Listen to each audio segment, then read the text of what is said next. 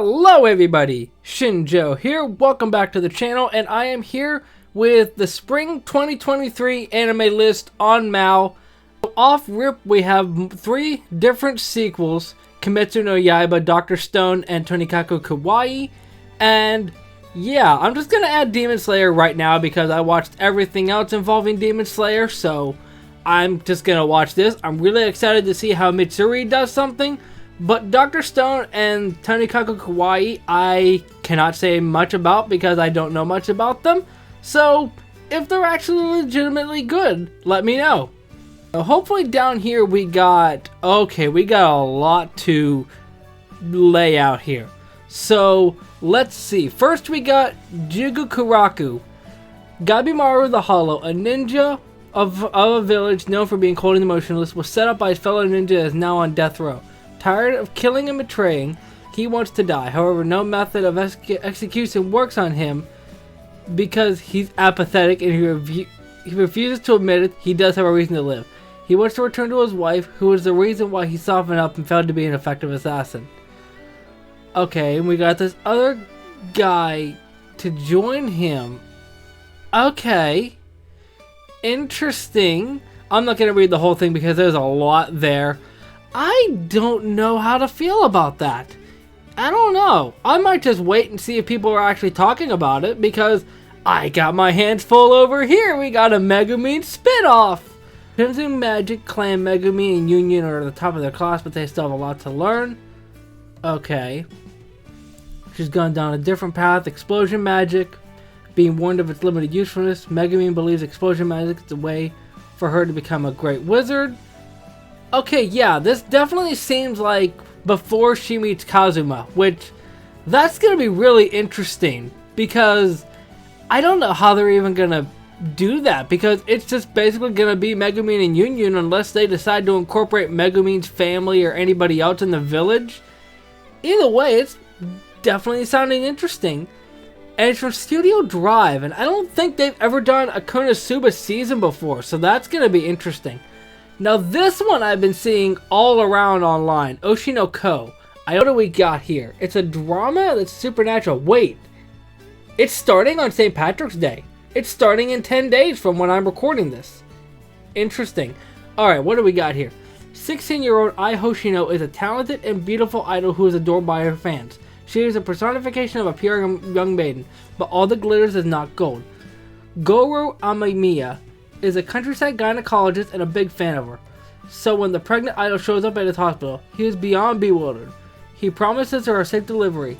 Little does he know, an encounter with a mysterious figure would result in his untimely death, or so he thought.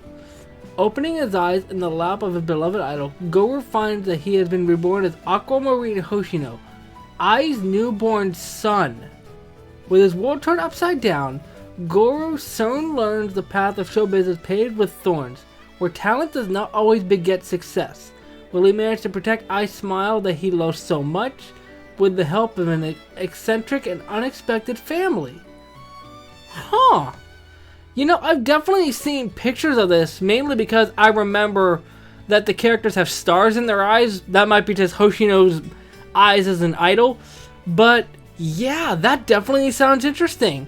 And Doga Kobo is a studio where they make stuff I really like and stuff I don't like. So hopefully this is something that I like.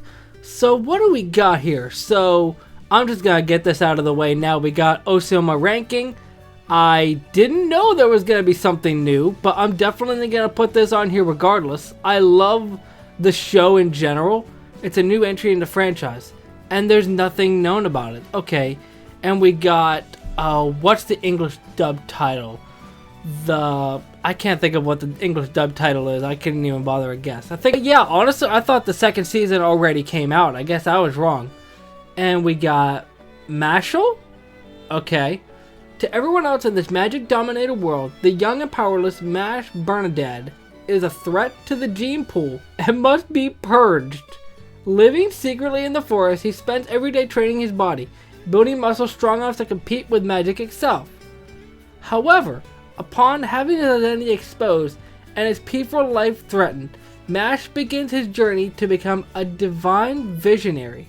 a role so powerful that society would have no choice but to accept his existence.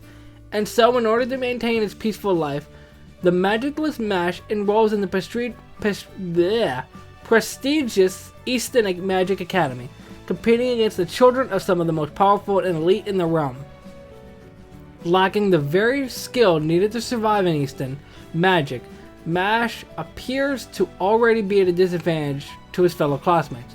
In order to achieve his goals, Mash will have to fight his way through every trial using fists alone, overcoming magic with muscles to become a divine visionary. So that's just Black Clover. Not to downplay this show, but it basically sounds like Black Clover. It depends on if they play it serious or not, because Black Clover, well, I'll get into that if I decide to discuss Black Clover in a future video. But yeah, it definitely sounds like Black Clover. After a boyfriend cheats on her with another girl he met in-game, Akane Kinoshita learns the hard way that gamer boyfriends can be just as bad as the offline variety. So this is what we're getting into. As she vents her anger by beating mob monsters to a pulp, she has a chance encounter with Akito Yamada, a guildmaid with an afro and no mask.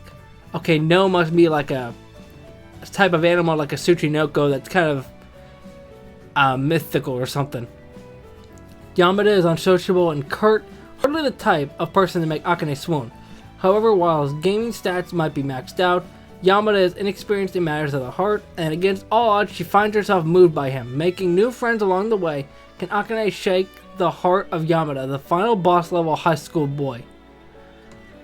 I'll see how it goes, because honestly, I'm to the point where I'm getting tired of shows that, from what I can understand, are like this. Not to already down the show before it even starts, but the shows where it's all video game references and all these references to things that normal people that watch this stuff should know, it just feels like low-hanging fruit in my opinion.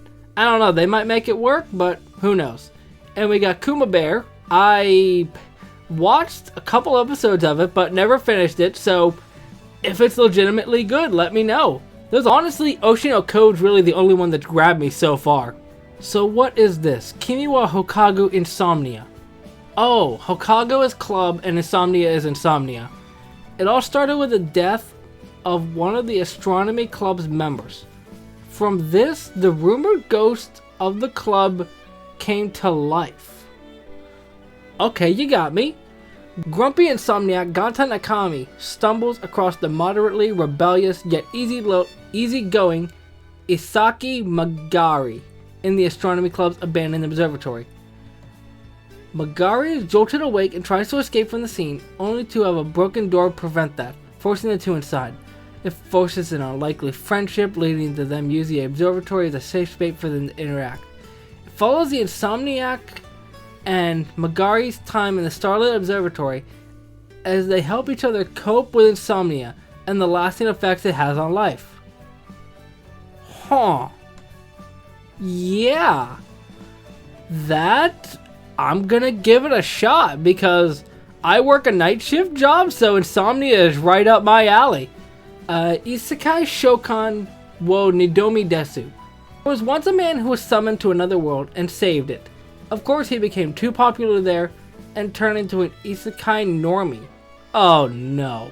However, that man fell into a trap and was forcibly returned to his original world. Wise trap in quotations. Moreover, he had to start over as a baby. Of course he did. This is a story of the way too fantastic ex-hero who lived as a gloomy scholar as he gets summoned once again to the same world in a very unexpected development.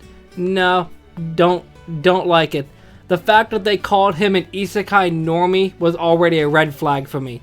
Let's move on. Tonari Nichijou. Ever since their father died, why is this a plot point? Ichiro Kuga has struggled to support his two younger siblings on nothing but a small inheritance and his passion for drawing manga. But it's becoming harder to keep up with his growing responsibilities and deadlines, especially after his last two assistants quit to follow their dreams. Just as he's nearing his breaking point, the beautiful and scarily competent Shiori Goshiki applies to become his new assistant.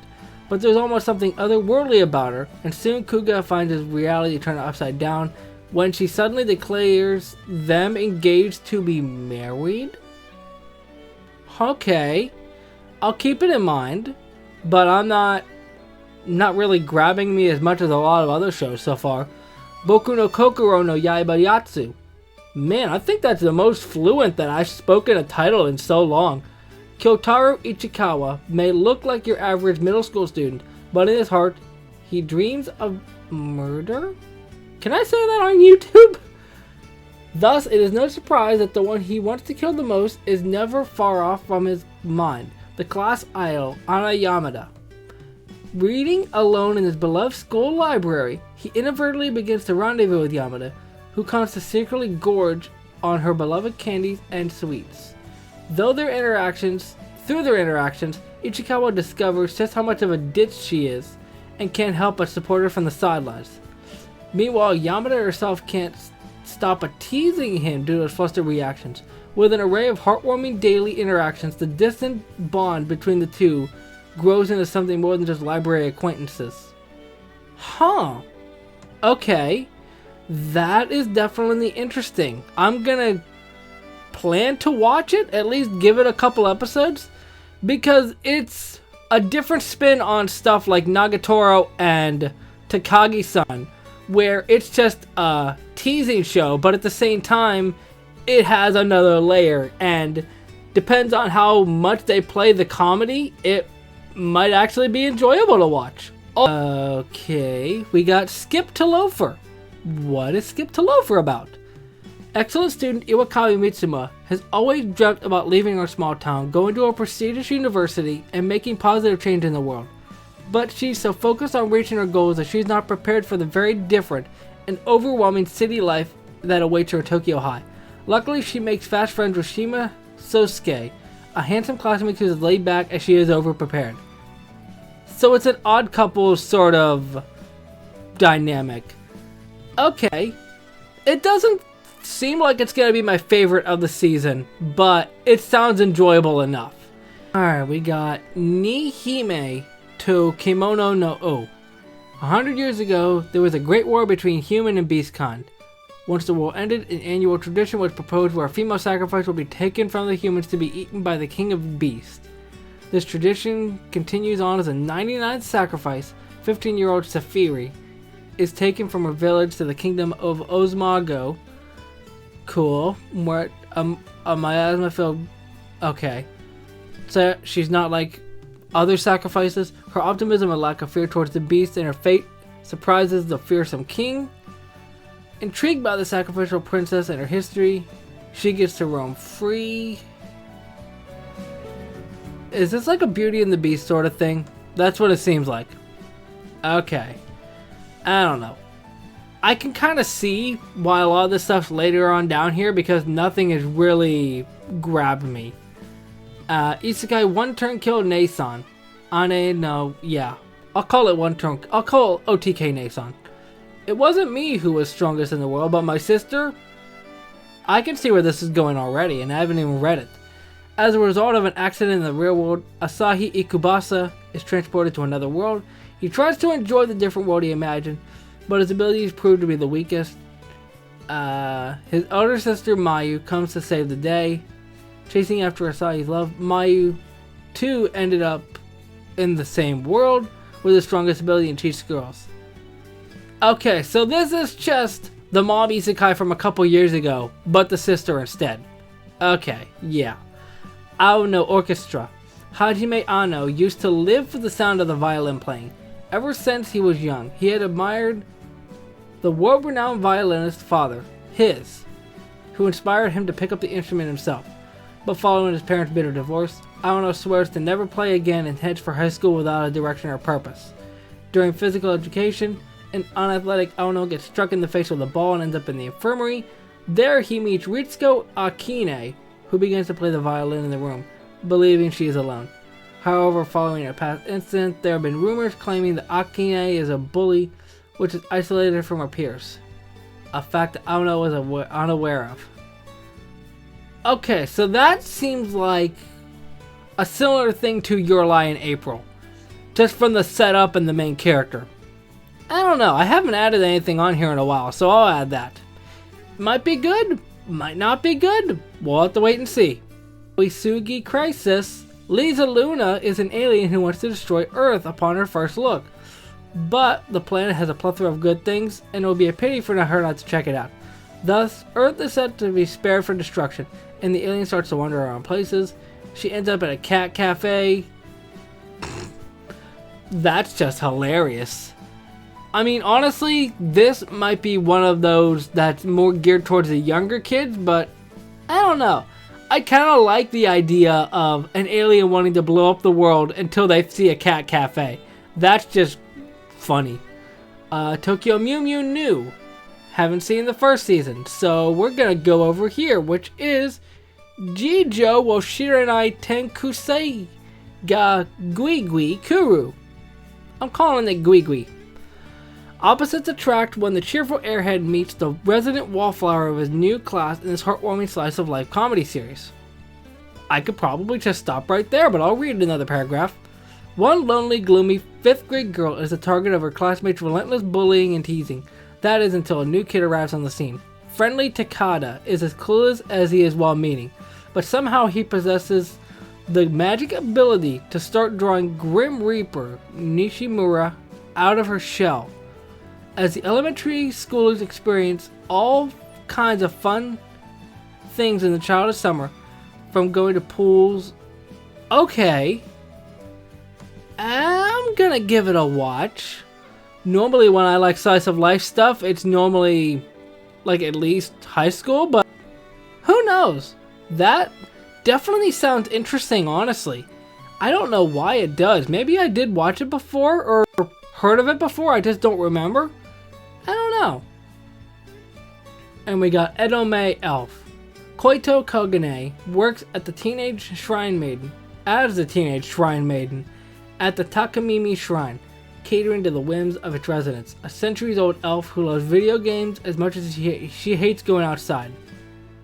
Oh no, I read the next paragraph. Line up your offerings for the otaku elf, some energy drinks, chips, or Doritos, and video games will do nicely. And watch her new friends scramble to keep up. Yeah, that's the exact same problem that I had with the one that called themselves an isekai normie. No, I'm just gonna move on from that. Kizuna no Aleo. Leo, that's something for like genetics and stuff. And there's no genres for this, so who knows? Wait a minute. This is a story about bonds between girls. Kizuna Ai appeared like a comet in the virtual world, becoming massively popular in the blink of an eye. After winning the Lapin d'Or, the highest honor of the Virtual Grid Awards, 5 years in a row, she disappeared as quickly as she came. The highest honor of the Virtual Grid Award. Oh, I read that. Never mind. Hold on. Several months have passed since then. Aiden Academy is a school that specializes in training new talent who make their debut in the virtual world. Their students, each with their own hopes. Okay. Huh. Now I can see why there's no genre. I mean, look, I don't know anything about anybody else's opinions on this season. I'm at least gonna check it out because a school for VTubers, that just sounds like it'd be funny.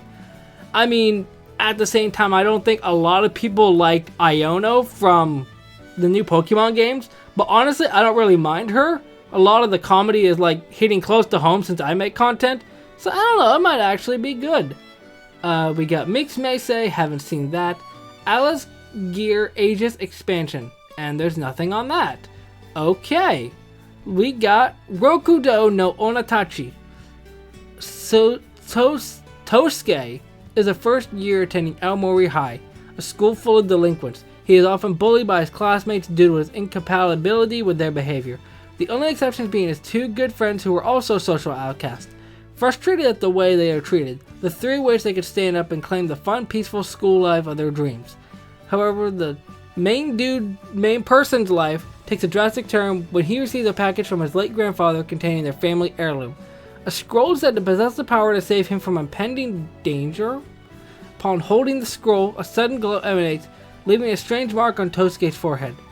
Thinking that he's received the means to free himself and his friends from daily treatment. Tosuke is to find out that his effects are far different than what he imagined. Although his bullying continues, he realizes that his mark acts as a charm, capturing the hearts of delinquent girls, in particular Rana Himawari, the strongest of them all. Okay, if that's what the show looks like based off of the poster, that might actually be enjoyable, but I don't know. Honestly, I'm a bit surprised. Out of all the stuff that they have here, they don't have the new Pokemon on here, because that's supposed to be starting the 14th or the 15th, I believe? I'm honestly surprised it's not here. I don't know, I'm definitely going to watch that either way, but yeah, let me know what you think about all this shows. Let me know any thoughts that I've had down in the comment section, and I'll see you next time. Momentai!